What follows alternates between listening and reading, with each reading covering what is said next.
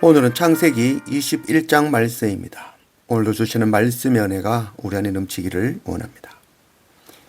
1절 여호와께서 말씀하신 대로 사라를 돌보셨고 여호와께서 말씀하신 대로 사라에게 행하셨으므로 사라가 임신하고 하나님이 말씀하신 시기가 되어 노년의 아브라함에게 아들을 낳으니 사라가 이르되 하나님이 나를 웃게 하시니 듣는 자가 다 나와 함께 웃으리로다. 여호와 하나님께서 말씀하신 대로 행하셨습니다. 하나님께서 약속하신 그 시간이 되어 사라가 임신하고 이삭을 낳았습니다. 아브라함은 하나님께서 명하신 대로 이삭이 태어난 후 8일 만에 할례를 행하였습니다. 할례는 내 힘과 내 능력으로는 생명을 이을 수 없는 자임을 인정하는 행위입니다. 예수 그리스도 십자가의 그 피 흘림이 없으면 우리는 생명을 얻을 수 없는 것이죠.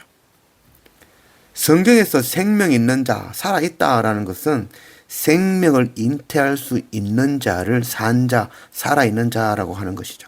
반대로 죽은 자는 생명을 잉태하지 못하는 자인 것입니다.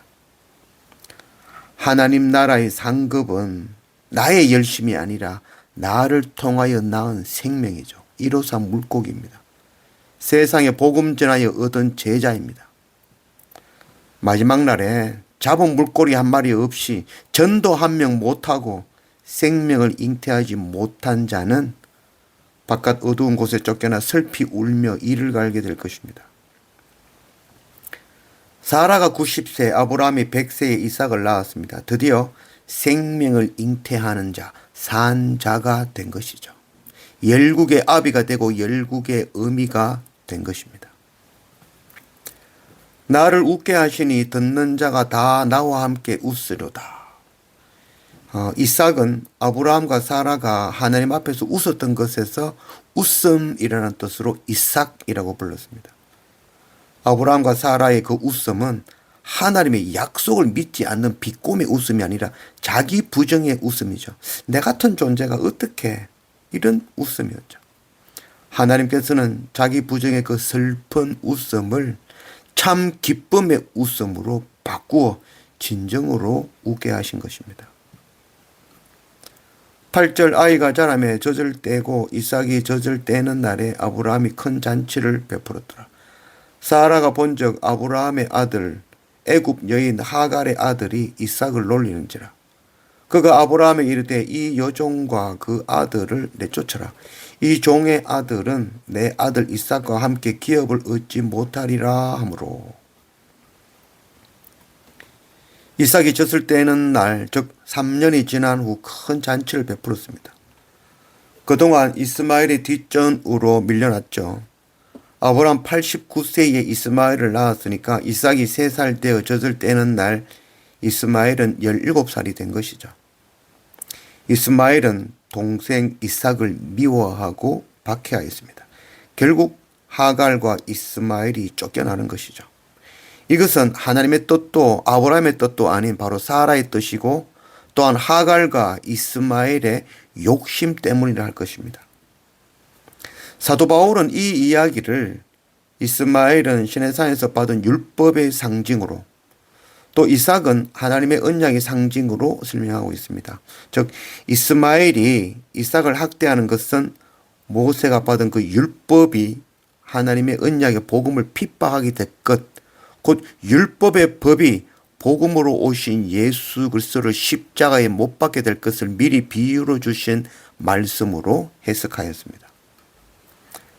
갈라디아서 4장 21절 내게 말하라. 율법 아래에 있고자 하는 자들아 율법을 듣지 못하였느냐. 기록된 바 아브라함에게 2 아들이 있으니 하나는 여종에게서 하나는 자유 있는 여자에게서 낳다 하였으며 여종에게서는 육체를 따라 낳고 자유 있는 여자에게서는 약속으로 말미암았느니라. 이것은 비유니 이 여자들은 2 언약이라. 하나는 시내산으로부터 종을 낳은 자니 곧 하갈이라.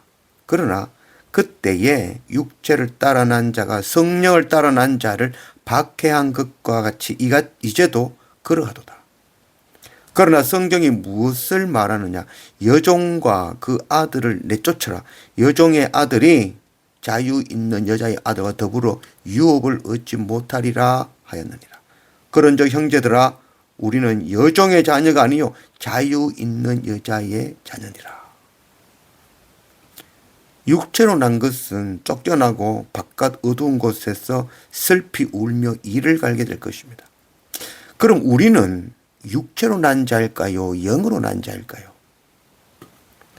오해하지 말기 바랍니다. 우리는 영으로 난 자들이 아니라 육체로 세상의 종으로 난 자들이라는 것을 알아야 될 것입니다. 우리가 사는 방법은 날마다 십자가 아래 종의 종이 되어 엎드리며 주인의 상에서 떨어지는 은혜를 구하는 그 수로보니게 여인과 같이 개가 되어야 될 것입니다. 율법의 법으로는 죽음이며 심판입니다. 복음의 법은 생명이며 구원입니다. 말씀에 육체를 따라 난 자가 성령을 따라 난 자를 박해한 것 같이 이제도 그러하도다. 우리는 자기 십자가 지고 복음과 함께 고난의 자리에 서기를 원합니다. 우리는 복음의 자녀입니다. 14절 아브라함이 아침에 일찍이 일어나 떡과 물 한 가죽 부대를 가져다가 하갈의 어깨에 메워주고 그 아이를 데리고 가게 하니 하갈이 나가서 브엘세바 광야에서 방황하더니 아브라함이 하갈과 이스마엘을 쫓아낸 것이 아니라 하갈과 이스마엘이 은혜 앞에 엎드려 종의 종이 되지 아니하고 스스로 형이 되어 주인이 되기를 원하며 먼저 된 자로 아버지의 기업을 독차지하려 하기 때문에 함께 거할 수 없어서 쫓겨나는 것입니다. 아담이 원한 것은 에덴 동산에서 하나님이 주신 것을 모두 누리며 스스로 하나님처럼 사는 것이었죠. 아담은 에덴에서 떠나는 것을 생각하지 않았습니다. 그러나 그것은 하나님의 언약과 공존할 수 없는 생각입니다.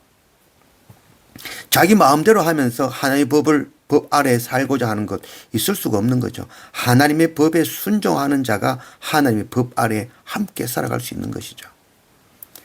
아브라함은 이스마엘을 쫓아낼 수밖에 없었습니다. 이스마엘이 언약을 무시하고 스스로 언약이 되려 한 결과 광야로 쫓겨난 것입니다.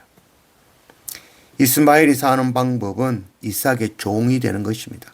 이삭의 종의 종이 되고 수로보니게 여인과 같이 주인의 자녀의 상에서 떨어지는 그 부스러기를 먹는 개가 되는 것입니다. 언약 백성의 종이 되는 것이 이스마엘이 사는 방법입니다. 이는 우리가 살 수 있는 방법과 동일합니다. 종이 되는 것입니다. 수로보니게 여인처럼 개가 되는 것입니다. 날마다 말씀과 예배로 엎드리며 언약의 자녀, 복음의 자녀가 되어 십자가 예수 그리스도 은혜의 복음을 전하여 생명을 낳는 살아있는 자가 되기를 원합니다. 그래서 마지막 그날 복음으로 잡은 물고기, 말씀으로 양육한 제자, 형제들과 함께 기뻐 웃으며 주님 앞에 나아가는 그런 우리가 되기를 원합니다.